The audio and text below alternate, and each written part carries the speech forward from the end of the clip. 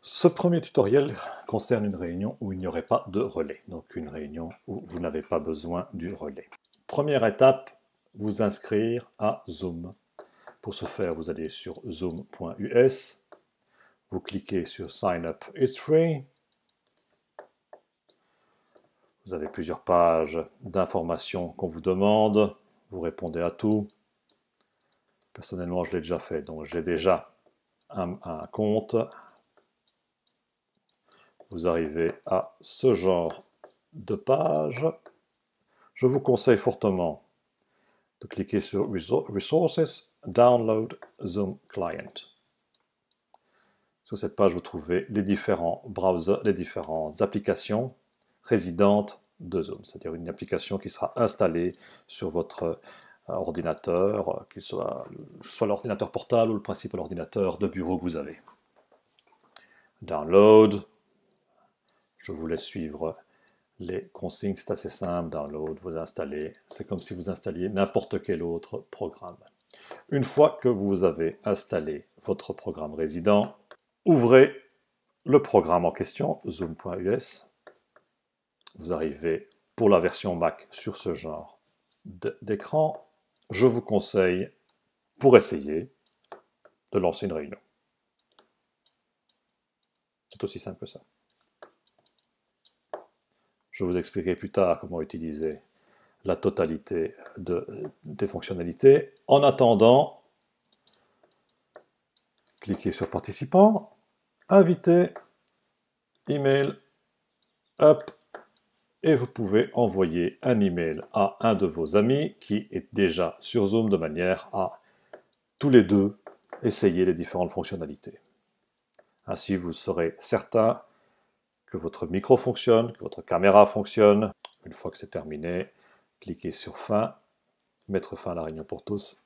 Et voilà, la première étape que je vous conseille quand même de réaliser plusieurs jours avant la réunion de manière à être totalement au point est terminée. Passons à l'étape 2.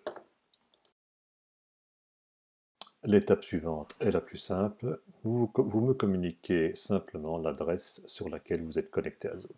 L'adresse email professionnelle avec laquelle vous êtes donc connecté à Zoom comme interprète.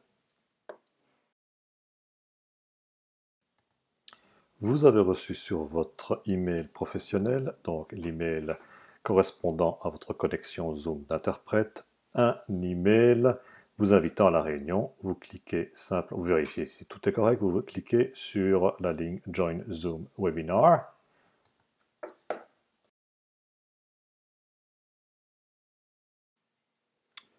Une fois que vous avez cliqué sur l'invitation, il est possible cela vous envoie sur une page d'enregistrement de la réunion, pas de problème, vous vous enregistrez normalement.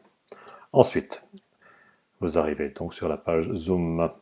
Ne vous inquiétez absolument pas que vous ne soyez pas encore activé comme interprète. Il est possible que le client ne l'ait pas encore fait. Il doit faire une petite manipulation, suite à quoi vous êtes interprète. Pour l'instant, vous êtes théoriquement un participant. Je vous conseille plusieurs choses. Vous voyez qu'il y a ici derrière moi un décor. Vous pouvez facilement modifier en allant dans Préférences Zoom US.Préférences, du moins dans la version Mac. Vous allez dans Arrière-plan virtuel. Aucun. Vous avez votre arrière-plan normal ou vous faites votre propre arrière-plan. Une fois que ça c'est fait, je vous conseille d'arrêter la vidéo. Vous cliquez donc sur Arrêter vidéo. En effet, une vidéo prend beaucoup de bandes passantes, ça ne sert à rien. Il est préférable que vous interprétiez sans la caméra. Donc vous appuyez sur Démarrer vidéo pour la remettre, Arrêter vidéo pour l'arrêter. Quand c'est barré, c'est que c'est arrêté. Vous allez me demander comment mettre ce genre de petits dessins. C'est pas très compliqué. Vous allez dans votre Zoom, dans votre portail Zoom. Vous voyez qu'ici, c'est bien ma connexion.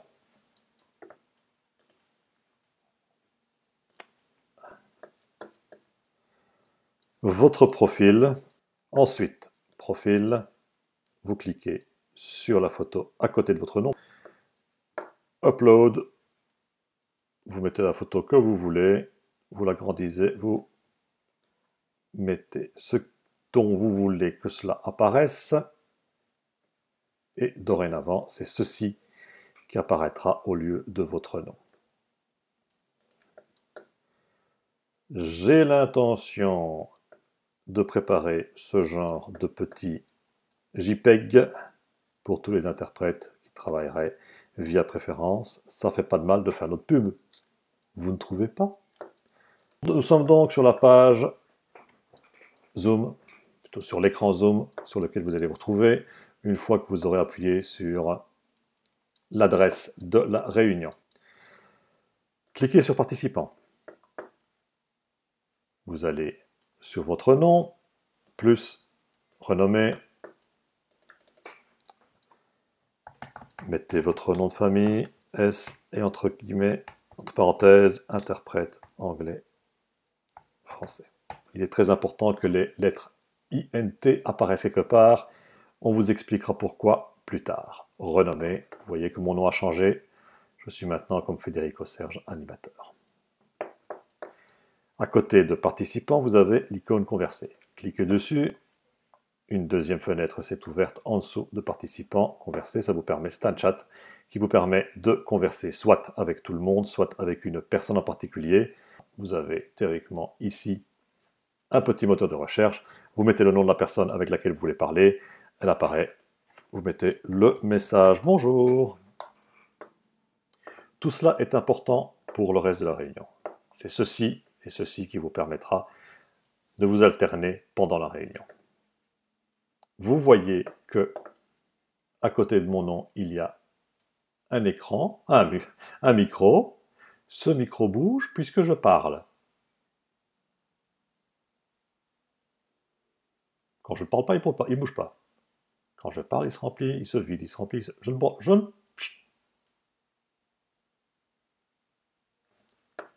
Pour vous mettre en muet, vous cliquez sur muet. Simple, hein? Il y a une barre rouge qui apparaît au-dessus du micro. Vous activez votre micro, vous éteignez votre micro. Vous activez votre micro, vous éteignez votre micro. Je vous rappelle que vous avez testé Zoom avant la réunion.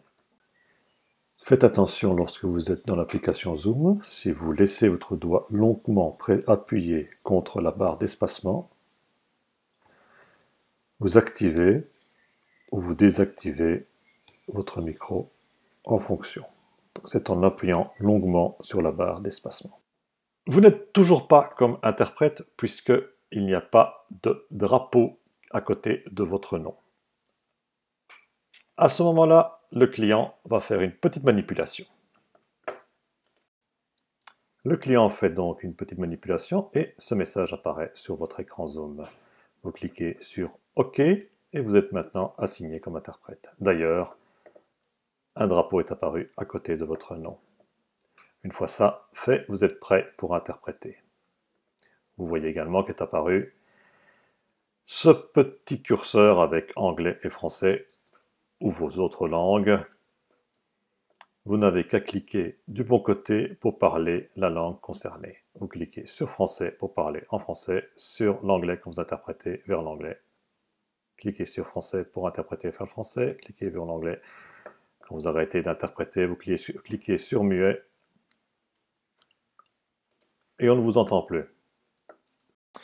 La réponse est oui, j'ai changé de t-shirt, nous ne sommes pas le même jour. Vous voyez ici que nous avons deux interprètes, Isabelle et Sandra. Chacune a son drapeau. Pour l'instant, tant Sandra que Isabelle sont sur le canal espagnol. À un moment donné, Isabelle a changé de canal, elle s'est mise sur le canal anglais, c'est le drapeau anglais qui est apparu.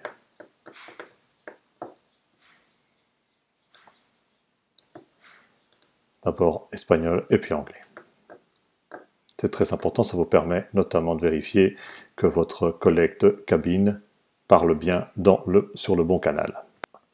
Procédure pour l'alternance. On va prendre un exemple. Deux interprètes qui doivent traduire espagnol, anglais, anglais, espagnol. Un petit exemple sera plus simple. Voilà ce que vous voyez donc dans la fenêtre participants. Vous avez réussi à ce que n'apparaissent que les noms des interprètes en cliquant par exemple sur Int. Vous avez les noms des interprètes qui sont apparus dans la fenêtre participants. Pardon. Vous avez donc dans la cabine espagnole deux interprètes, interprète A et interprète B. Le drapeau signale quelle est la langue qui est enclenchée chez les deux interprètes, que leur micro soit allumé ou pas.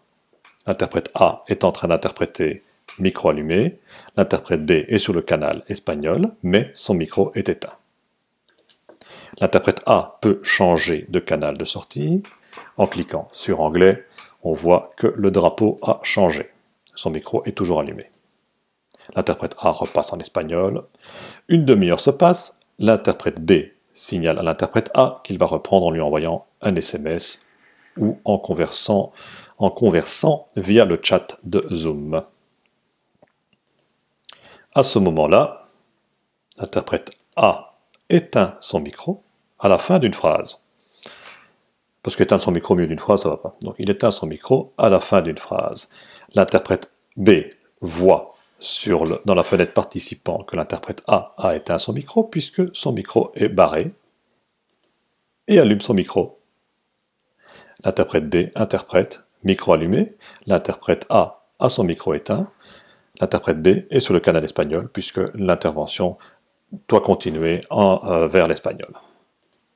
Il peut changer de canal de sortie en cliquant sur anglais. Le drapeau a changé. C'est l'interprète B qui parle puisque son micro est allumé, ça se voit, et il parle vers l'anglais.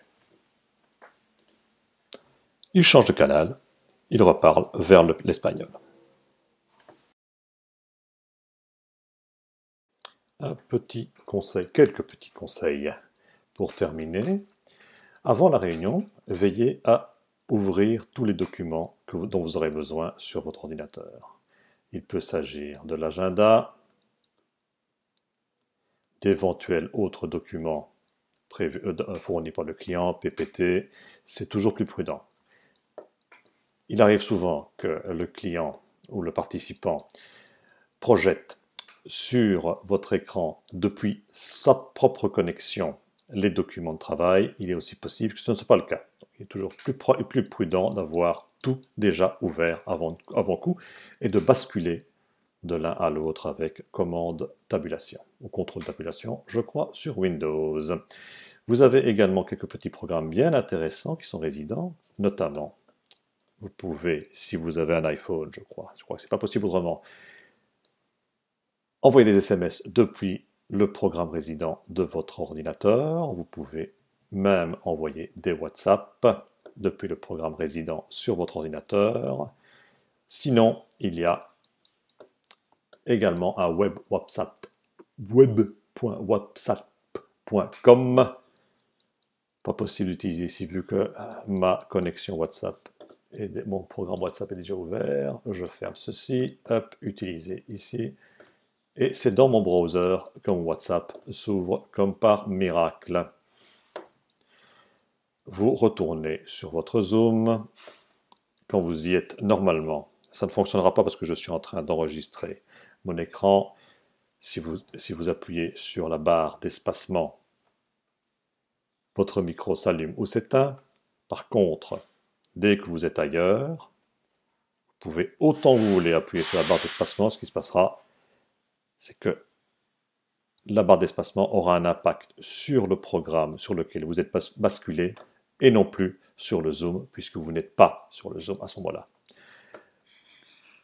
Quand vous avez basculé vers une autre application, vous ne risquez pas de changer de canal, il n'y a aucun risque. Quoi que vous fassiez sur l'autre application, ça n'aura aucun impact sur votre application Zoom.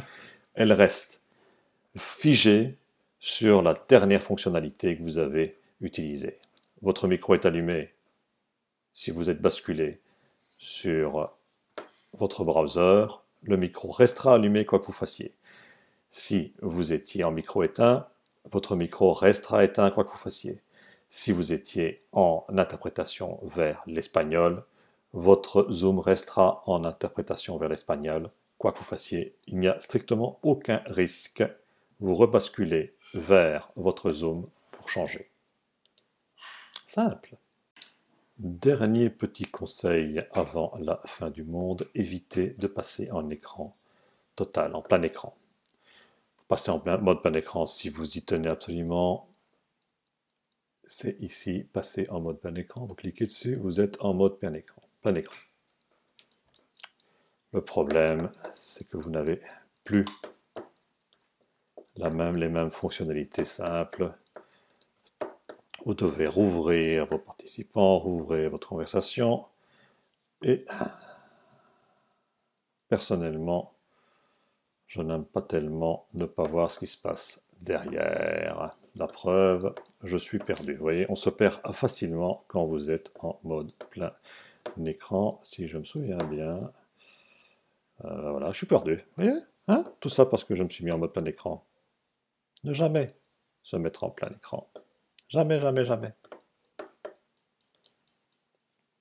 Ouais, je suis retourné sur mon plein écran.